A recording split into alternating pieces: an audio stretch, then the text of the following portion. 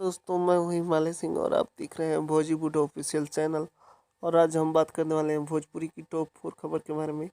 तो सबसे पहला खबर आ रहा है खेसारी लाल यादव की फिल्म दुल्हन वही जो पिया मन भाई की तरफ से।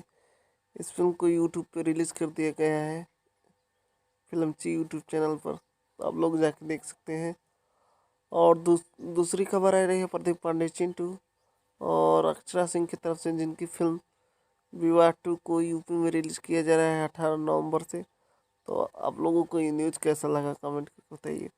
और तीसरी खबर आ रही है अरविंद केला कल्लू और रवि किशन की तरफ से, जिनकी फिल्म राधे को यूट्यूब पर रिलीज कर दिया गया है सर के म्यूजिक पर। और चौथी खबर आ रही है अरविंद केला कल्लू की फिल्म सैया हमार कलाकार हुआ।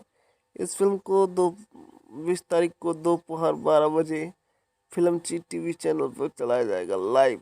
तो आप लोगों को ये न्यूज़ कैसा लगा कमेंट करके बताइए। और हमारे चैनल से जुड़ जाइए और चैनल को सब्सक्राइब कर लीजिए, लाइक कर लीजिए और घंटी का बटन दबा दीजिए।